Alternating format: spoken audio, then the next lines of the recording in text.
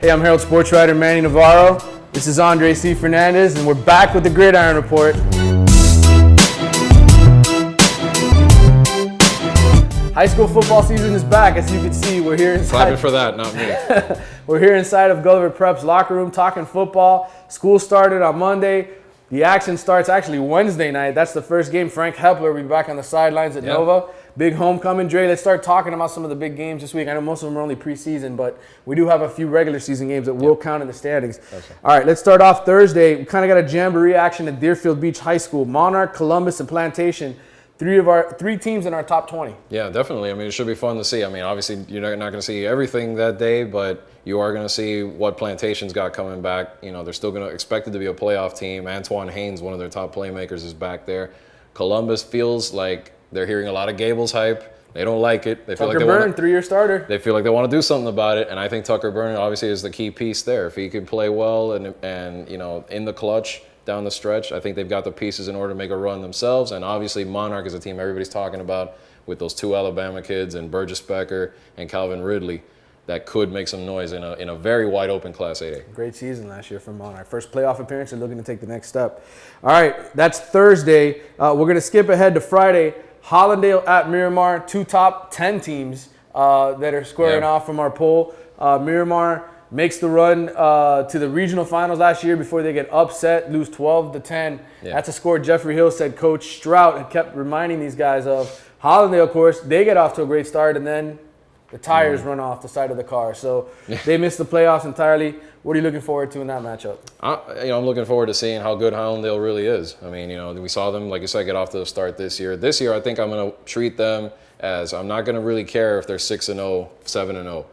Show me in those games, those Boynton Beach games, the Dillard game, Coconut Creek, win those games, and then we'll see how good Hollandale is to make a run in 6A.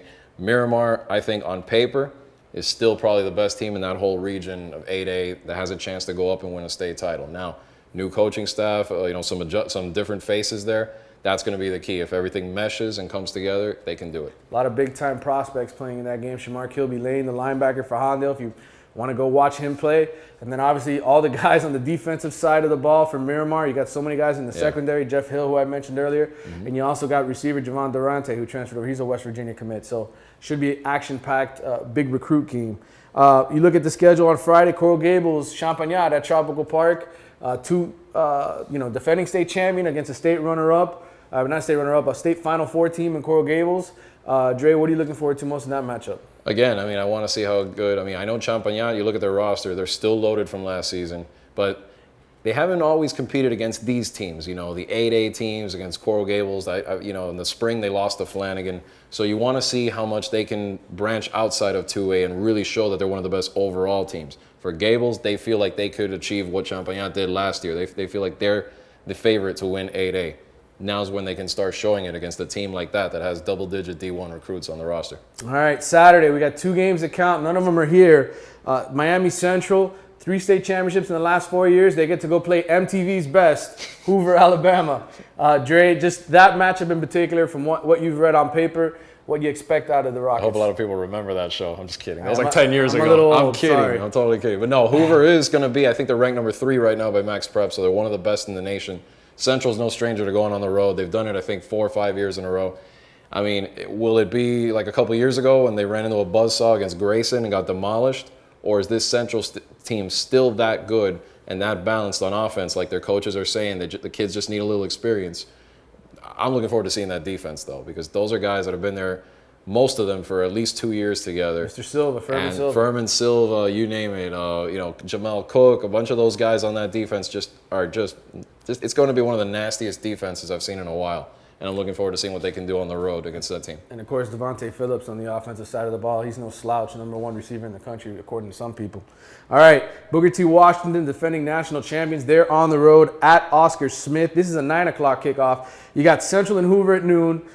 Booker T and Oscar Smith at 9. So stay tuned to Twitter because I'm sure it's going to have tons of updates. Yeah, definitely. Twitter, ESPN's televising both games. I mean, again, Oscar Smith, a road team that's going to be in the top 25 in most of the polls. So a good test right off the bat for this team, which I think is pretty much on the same talent level or close as it was last year. But it's new faces. Treon Harris isn't there anymore. Chad Thomas isn't there anymore. They got a bunch of guys that, are coming together and really, the talent's there, but will it gel? Will the Maurice Alexanders and those guys really bring it together and put this team on another national title run? Last game to talk about, Palm Beach Dwyer, defending 7A state champion against American Heritage at American Heritage Sunday, 3 o'clock kickoff. This is another nationally televised game, right? Yeah, and it is a preseason game, so it won't count for the record, but it is on TV. Heritage did something similar last year. Remember when they played at Cypress Bay when they played that game, and it was a good test right off the bat. This one will be too. Dwyer, another team that lost a lot of their key players from last year's state title 7A team, but Daniel Parr is one of the best quarterbacks overall in the country. So it's a good test for that defense that has some new faces themselves, and the Patriots are trying to put together a back-to-back run. All right, enjoy the action this weekend.